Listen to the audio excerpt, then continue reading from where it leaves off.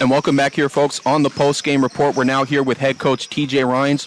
And TJ, I'll probably keep bringing this up every time with a point victory, but we just like winning them close, don't we? And if it was easy, everybody would do it. And like I said before, there's no such thing as an easy game. You know what I mean? Coach Mo in Middle Georgia, well coached. They're going to play hard. They're gritty. And last game, it came down to the wire. You know, it just depends which way the ball bounces. And we were lucky the ball bounced in our favor towards the end. But there's a credit to my guys and, you know, how they persevered and fought through it. So shout out to them. But Coach Mo in Middle Georgia, they gritty, they tough, and they're gonna do well things in their league.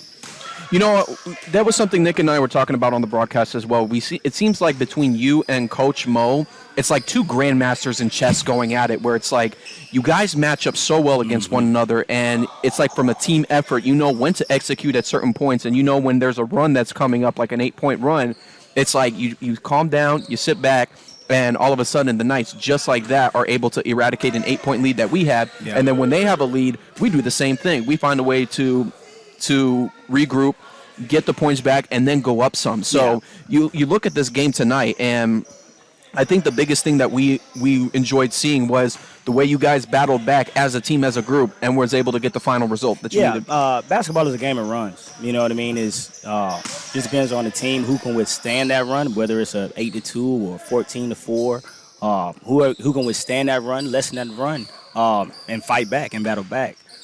You know, and tonight we were going back and forth, and I think Middle tied it at one point. I want to say they took the lead. I'm not sure, but you know, we got down and we executed. It was a time where we missed like 5 shots in a row where we executed. Ball didn't bounce our way, and that's when Middle went on their run. When Tristan Harper hit some tough shots, you know, contested tough shots, and they went on their run. It was like 8-0 run. You know, and that's what it is. Just a game of runs, and we were lucky and fortunate enough to have a run at the end, and time ran out, and it was on our side. So. Yeah, and it almost seems like, too, it's one of those things where, you know, the past couple of games, and we also mentioned this on the broadcast as well, you know, as much as we're finding close games to win, it always seems to be that one player, and it's particularly a player that isn't the go-to player as always for the opponents, but they find just one player who's able to execute and have a big game, and tonight was Tristan Harper. We also mentioned, too, like in the past couple of games, it seems like Tristan Harper just knows how to shoot well in terms of the way we have things going, but at the end of the day, though, it seems like we still find a way to still win it, and at the end of the day, you've told me yourself that it's not necessarily about the individual per se. You want it to be more of a team base, and this was a textbook example tonight. Yeah, most definitely. And Tristan Harper, he shot well from the field, very efficient, 12 for 19 from the field, 5 or 7 from 3, and had 30. You know what I mean? Just one of those things. He made a lot of shots that he missed the first time. And then last time he got to the free throw line, he was 12 for 12. This game was 1 for 1. So we did a better job of guarding him and not allowing him to get to the free throw line. But he saw how the officiating was, and he adjusted. And that's what great players do. And that's what he's done last year, and that's what he's going to do and continue to do this year. So he just knows his spots, he knows his game, and his teammates feed off him. And he was a big part of that run. We tried to throw different bodies at him. We had Tim on him. We had Book on him at the end. So with great players like that, the only thing you try to do is just make it tough for him. You know, try to pressure him, send different bodies at him, contest all shot, and, you know, hopefully they miss, you know. So big shout out to Tristan. And talk about the turnovers here tonight, you know, from our end. This is what we said. This is the fourth time whereas we're counting it in your era as a coach. This is the fourth time where we've hit 9 turnovers, the fewest record in terms of a game. But what does that say about the team in terms of how you guys play and how proud you are of a team that knows how to control the ball? Yeah, and I tell my guys, man, we're smaller than other teams, so more than likely we're going to be out rebounded. So we have to counter that by having less than 12 turnovers. We have to cherish the ball. Anytime that we have less turnovers, we have more possessions. Anytime we have more possessions, we have more opportunities to score. So the biggest thing is, you know, just cherishing the ball. No one plays, giving up a good shot for a great shot, not trying to force. And we did a good job tonight. You know, hopefully we can have every game like this. I want our assists to be up around 16, 17, but again, we find a way to win. In the second half, we missed a lot of open shots. Only shot 40%.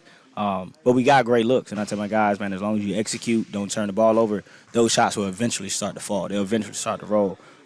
So it's a testament to those guys. You know, in their practice, they come hard.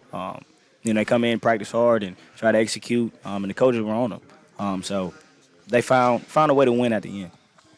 And last but certainly not least, talk a little bit about the Sun Conference heading into this week. You got a good quality win against Middle Georgia here. What does that say in terms of the mindset heading into 2 games that, quite frankly, are going to be another tough set of opponents?